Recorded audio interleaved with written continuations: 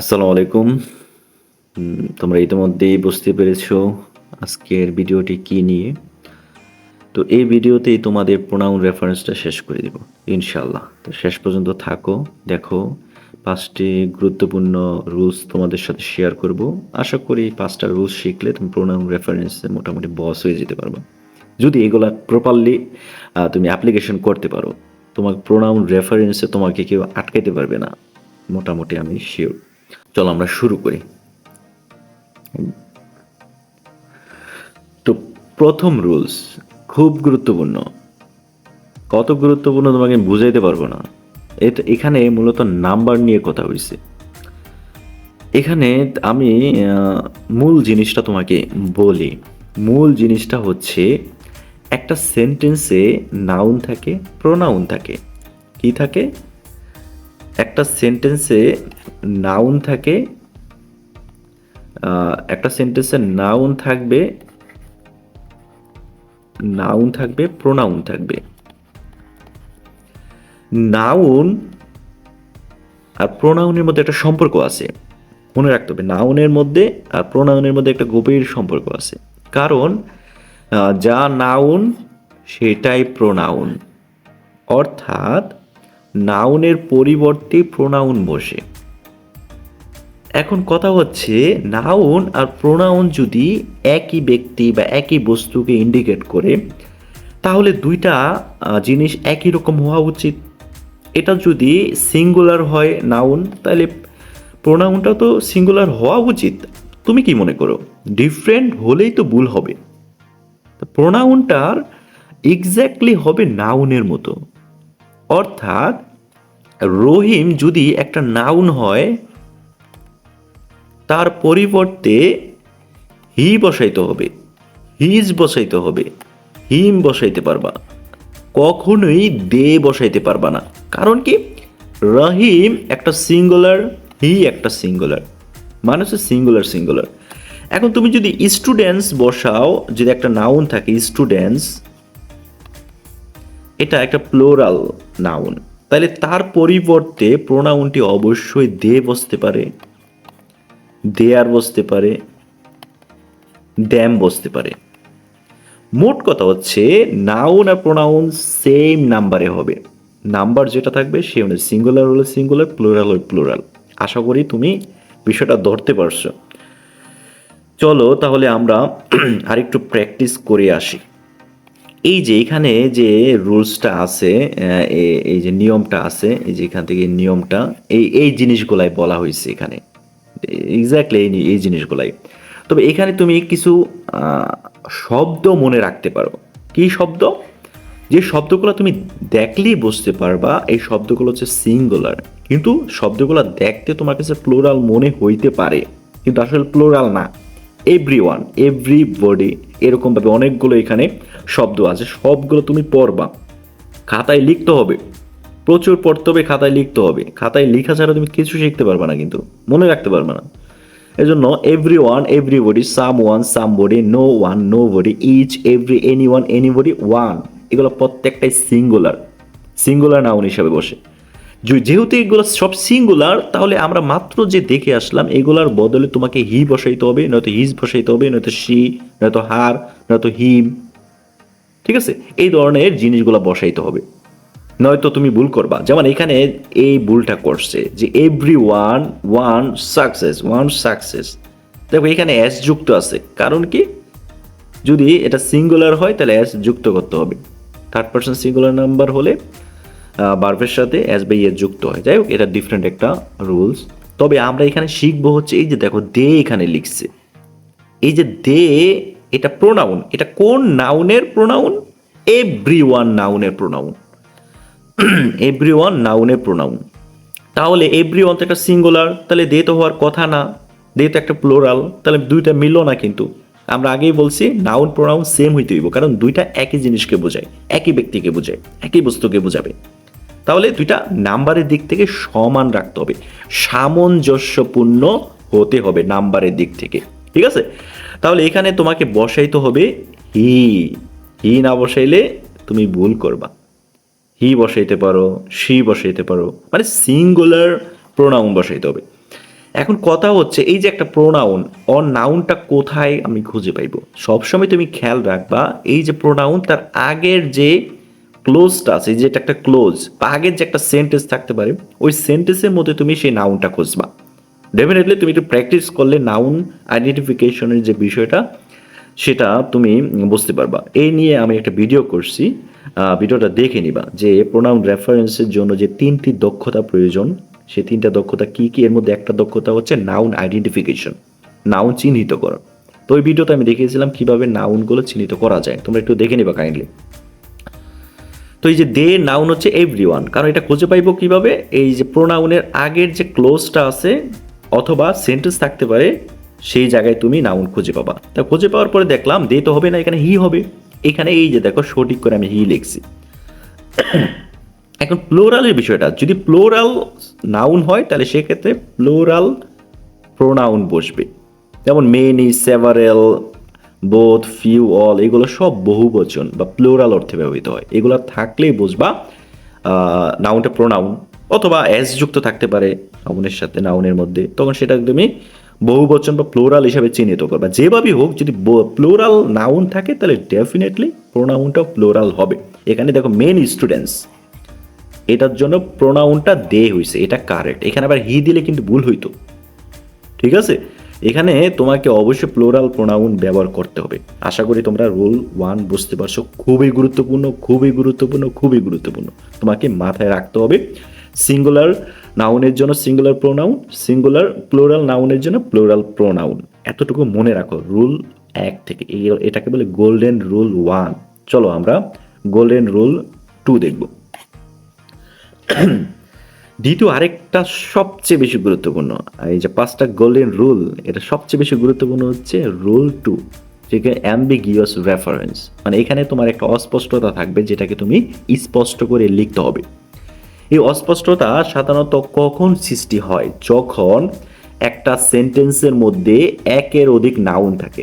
একটা বাক্যে যখন একের অধিক নাউন থাকে তখন তুমি প্রোনাউন বসাইতে গেলে একটা অ্যাম্বিগিয়াস বা অস্পষ্টতার সৃষ্টি হয়। কীরকম সেটা আমি এক্সাম্পল দেওয়ার মাধ্যমে বুঝাই। এটা এক্সাম্পল ভিত্তিক এই রুলটা শিখতে হবে। রুল তুমি এটা পড়লে বুঝতে পারবা, কিন্তু প্রপারলি বুঝতে পারবা যদি তুমি এই যে উদাহরণগুলো দেখো, তার সঠিক উত্তরটা দেখো। ঠিক আছে, একটু সময় নিয়ে আমি দেখাচ্ছি, খুবই গুরুত্বপূর্ণ, একটু মনোযোগ দাও। চাইলে তুমি খাতায় লিখো, আমি যে কথাগুলো বলছি দরকার এই উদাহরণটা খাতায় লিখো, এই সঠিক উদাহরণটা খাতায় লিখো, শিখতে পারবা। আমি আবার বলতেছি খুবই গুরুত্বপূর্ণ একটা রুল। এটা দিয়ে তুমি অনেক কিছু, অনেক প্রোনাউন রেফারেন্সের প্যাসেজে তুমি সলভ করে ফেলতে পারবা। তো দেখো এখানে একটা ব্যক্তির কথা বলছে, জামান ওয়েন্ট টু এ টিচার। জামান একজন টিচারের কাছে গিয়েছিল। তারপর লিখছে he tried his best to teach him. এখানে দেখো হি, এই যে টিচার, ও তো একজন পার্সন, আমি ধরে নিলাম ও হচ্ছে পুরুষ, হতে পারে না পুরুষ, ফিমেল হতে পারে, মেল হতে পারে, তাহলে হি হতে পারে কিন্তু তার প্রোনাউন হিসাবে।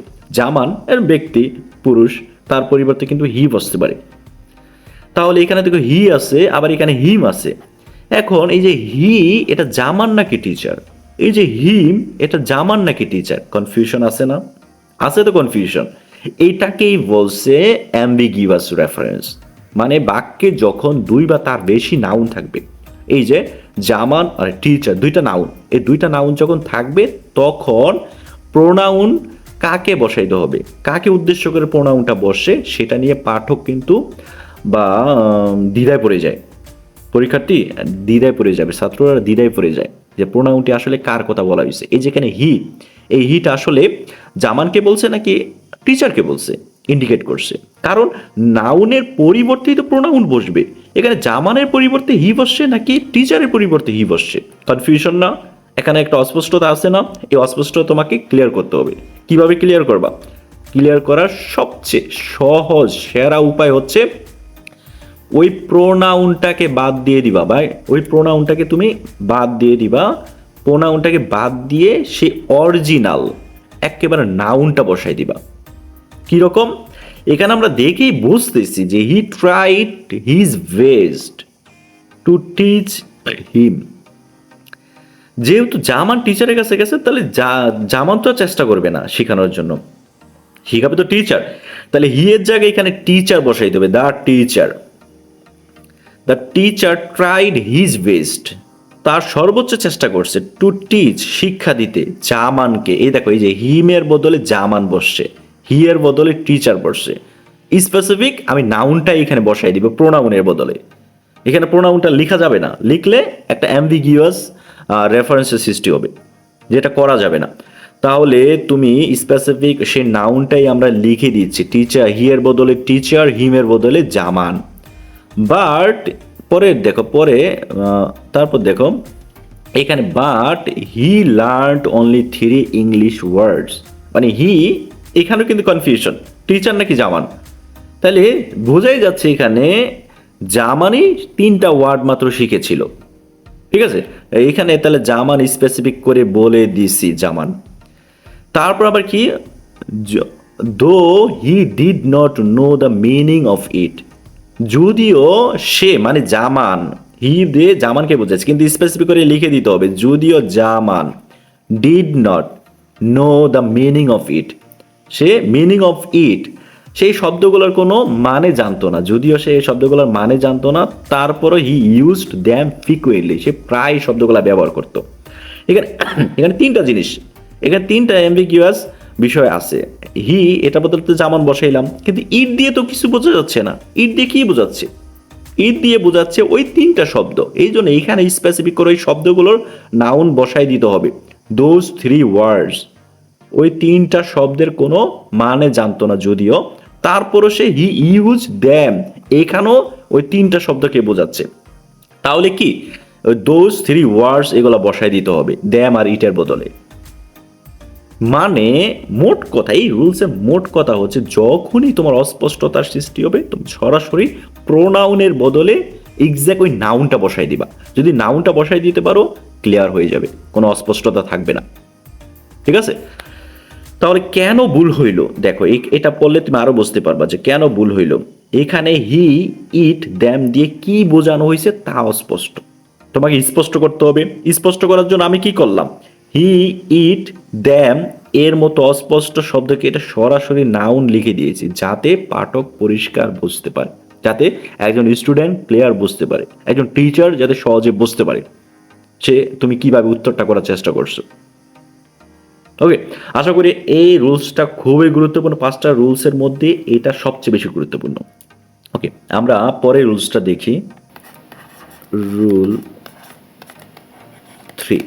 রুল 3 নিয়ে এই রুলসটাও গুরুত্বপূর্ণ। এখানে মূলত 2টা বিষয় নিয়ে পার্থক্যটা বোঝানোর মাধ্যমে রুলসটা শেখাবো। ইচ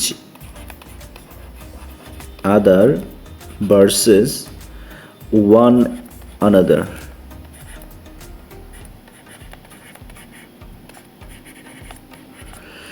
এখানে ইচ আদার মানে কেউ কাউকে বোঝানোর ক্ষেত্রে, সাহায্য করার ক্ষেত্রে, পছন্দের ক্ষেত্রে, পারস্পরিক যে বিষয়টা সেটা বোঝানোর ক্ষেত্রে ইচ আদার, ওয়ান অ্যানাদার ব্যবহৃত হয়। পারস্পরিক সমঝোতা, পারস্পরিক ক্রিয়া করার ক্ষেত্রে ওয়ান অ্যানাদার, ইচ আদার ব্যবহৃত হয়। যখন দুইজনের মধ্যে পারস্পরিক সম্পর্ক নির্দেশ করে তখন ইচ আদার হয়, দুইজনের মধ্যে। খেয়াল রাখতে হবে, দুইজনের মধ্যে। আর ওয়ান অ্যানাদার মানে দুইয়ের অধিক, অনেকের মধ্যে, অনেকের মধ্যে যখন পারস্পরিক ক্রিয়া প্রতিক্রিয়ার যে বিষয়টা বা সম্পর্ক নির্দেশ করে তখন ওয়ান অ্যানাদার ব্যবহার করা হয়। তা উদাহরণ যদি দেই, ইচ আদারের উদাহরণ যদি আমি এইভাবে দেই, Zaman and Hasan help each other. এই যে ইচ আদার বসে, ইচ আদার কিন্তু একটা প্রোনাউন, তাহলে এই যে জামান ও হাসান দুইজন ব্যক্তি, এই দুইজনের মধ্যে যখন একটা সম্পর্ক নির্দেশ করে বা পারস্পরিক ক্রিয়া নির্দেশ করে তখন ইচ আদার ব্যবহৃত হয়। খুব সিম্পল, দুইজনের মধ্যে ইচ আদার, দুইজনের মধ্যে ইচ আদার। কিন্তু অনেকের মধ্যে যদি সেই সম্পর্কটা বা পারস্পরিক সম্পর্ককে নির্দেশ করতে যায় তখন যে প্রোনাউনটা হবে সেটা হচ্ছে ওয়ান আনাদার, ওয়ান আনাদার। এটার এক্সাম্পলটা হবে all the student all the students help one another। দেখো অল দ্য স্টুডেন্ট বলতে কিন্তু দুইজনকে বোঝাচ্ছে না, সকল স্টুডেন্টকে বোঝাচ্ছে। সকল স্টুডেন্টরা নিজেরা সাহায্য করে থাকে, পরস্পর পরস্পরকে সবসময় সাহায্য করে, সহায়তা করে। আর এখানে এটা হচ্ছে ওয়ান অ্যানাদারের উদাহরণ বা অ্যাপ্লিকেশন। আর জামান ও হাসান দুইজনকে বা পরস্পরকে সহায়তা করে। এখানে দুইজন ব্যক্তির সম্পর্কে আলোচনা করেছে যার কারণে ইচ আদার হয়েছে। তার রুল 3 থেকে প্রায় সময় প্যাসেজ যে প্রোনাউন রেফারেন্সের যে প্যাসেজ ভিত্তিক যে প্রশ্নগুলো আছে সেখানে প্রায় সময় এই রুল থেকে প্রশ্ন আসে। আশা করি তোমরা বুঝতে পারছো। এখানে হচ্ছে জেন্ডার বা পার্সন কনসিস্টেন্সি। মোট কথা এখানে বুঝাইছে প্রোনাউন, এর আগে কিন্তু আমি বুঝিয়েছি নাউনের পরিবর্তে প্রোনাউন বসে। কি নাউনের পরিবর্তে প্রোনাউন বসে। এখন নাউন আর প্রোনাউন কিন্তু সেম টু সেম হইতে হইব। নাউন যদি তোমার পুরুষ হয় প্রোনাউনটা অবশ্যই পুরুষ হবে। নাউনটা যদি নারী হয় প্রোনাউনটা অবশ্যই নারী ভিত্তিক হবে। নাউনটা যদি বস্তু হয় প্রোনাউনটা অবশ্যই বস্তু হতে হবে। মোট কথা হচ্ছে জেন্ডার ও পার্সন তোমাকে সেম টু সেম হইতে হইব। এখানে যেমন বলে দেওয়া আছে দেখো, যদি নাউন ব্যক্তিবাচক হয় তবে হু, হি, শি, হিজ বসে। নাউন যদি বস্তু বা প্রাণীবাচক হয় তাহলে হুইচ, দ্যাট, ইট, ইটস ব্যবহার করতে হবে। ঠিক আছে। আবার নাউন যদি মনে করো পুরুষ হয় তো সেক্ষেত্রে হি ব্যবহার করবা। নাউন যদি মহিলা হয় তাহলে সেক্ষেত্রে শি ব্যবহার করবা। ঠিক আছে। তোমার জেন্ডার ও পার্সন দুইভাবেই খেয়াল রাখতে হবে, প্রাণীবাচক নাকি বস্তুবাচক, প্রাণীবাচক নাকি তোমার ব্যক্তিবাচক, এটা খেয়াল রাখতে হবে। বস্তু নাকি তোমার ব্যক্তি, এগুলা তোমার খেয়াল রাখতে হবে। খেয়াল রাখলেই তুমি বিষয়গুলোকে আলাদা করতে পারবা। তো এখানে তুমি দেখো autism is a disorder who causes disability. এই যে অটিজম এটা তো কোনো ব্যক্তি না, তাহলে ব্যক্তির জন্য তো হু বসে। এই যে আমরা মাত্র দেখলাম যে ব্যক্তির জন্য এখানে হু বসে। দেখো এই যে ব্যক্তি যদি বোঝায় তাহলে এই যে যদি ব্যক্তি বোঝায় তাহলে কিন্তু হু, হি, শি, হিজ এগুলো বসে, হু বসে। কিন্তু হুইচ বস্তুর জন্য বসে। তাহলে অটিজম তো একটা বস্তু, ব্যক্তি না, তো একটা বিষয় যেটা অবশ্যই ব্যক্তি না। তাইলে এখানে হু হচ্ছে একটা রিলেটিভ প্রোনাউন। রিলেটিভ প্রোনাউন বলতে কি বোঝায় সেটা তুমি আশা করি জানো। তাইলে হু এখানে বসবে না, বসবে হচ্ছে হুইচ। মানে autism is a disorder which causes disability. তারপর হচ্ছে তুমি দেখো ওল্ড ম্যান হুম, হুম তো কিসের সাথে বসে? হুম বসবে হচ্ছে তোমার অবজেক্টের সাথে, হু ব্যক্তির সাথে বসবে। এখানে আরেকটা বিষয় আছে, তাহলে এখানে হু হবে, এখানে হু হবে। ঠিক আছে। Old man who had shot the Albatross. বৃদ্ধ লোকটি যিনি অ্যালবাট্রসকে গুলি করে। ওকে। আচ্ছা, তাহলে শুধু খেয়াল রাখবো ব্যক্তিবাচক হইলে হু, হি, শি, হিজ, আর বস্তুবাচক হইলে হুইচ, দ্যাট, ইট, ইটস এগুলো আমরা বসাবো। ওকে। তো লাস্ট যে গোল্ডেন রুল সেটা হচ্ছে যদি আমাদের সেন্টেন্স বা বাক্যের শুরুতে যদি ওয়ান থাকে তাহলে বাক্যের বাকি অংশেও ওয়ান বসাইতে হবে। কখনোই ওয়ানের বদলে দে বা দেয়ার বসানো যাবে না, মনে রাখতে হবে, খুব ভালোভাবে মনে রাখতে হবে। ওয়ান থাকলে অন্যান্য অংশে ওয়ানই বসাবো, দে বা দেয়ার বসানো যাবে না। যেমন এখানে তুমি একটু খেয়াল রাখো, এই যে if one wants to succeed they must remember. এই যে ওয়ান, তারপরে দেখো হঠাৎ করে দিয়ে আসছে, তাহলে ওয়ানের বদলে এখানে ওয়ানই বসবে। ওয়ান থাকলে সব জায়গায় ওয়ান বা হি বসাইতে পারো, ঠিক আছে, কিন্তু কখনোই দে বা দেয়ার বসবে না। তো এইগুলো কিন্তু পরীক্ষায় অনেক আসে, এই ওয়ান রিলেটেড প্রশ্ন অনেক আসে। তোমরা বিষয়গুলো একটু মাথায় রাখবা, আশা করি এই রিলেটেড কোনো সমস্যা হবে না। তো এই হচ্ছে আমাদের পুরোনো রেফারেন্সের টোটাল 5টা রুলস। এই 5টা রুলসের মধ্যে সবচেয়ে বেশি গুরুত্বপূর্ণ হচ্ছে 1, 3, 4। 1, 3, 4 এই 3টা রুলস হচ্ছে সবচেয়ে বেশি গুরুত্বপূর্ণ। আর এই 3টা রুলসের মধ্যে আরও সবচেয়ে বেশি গুরুত্বপূর্ণ হচ্ছে রুলস 2। তো রুলস 2 রিলেটেড প্রশ্ন এত বেশি আসে তুমি কল্পনাও করতে পারবে না। এই জন্য প্রশ্নে যখনই তুমি রুলস 2 বিষয়টা পাবা, তখন আশা করি আজকের পর থেকে তোমার অ্যাপ্লিকেশন করতে আর কোনো সমস্যা হবে না, হওয়ার কথা। তো আজকের ভিডিওটি এই পর্যন্তই। নেক্সটে আমরা হয়তো প্রোনাউন রেফারেন্সের প্র্যাকটিস রিলেটেড বিভিন্ন ভিডিও আসতে থাকবে, কিভাবে এই রুলসগুলো প্রয়োগ করে প্র্যাকটিস করা যায় সেটা নিয়ে হয়তো ভিডিও আসবে। সে পর্যন্ত সবাই ভালো থেকো, সুস্থ থাকো, আল্লাহ হাফেজ।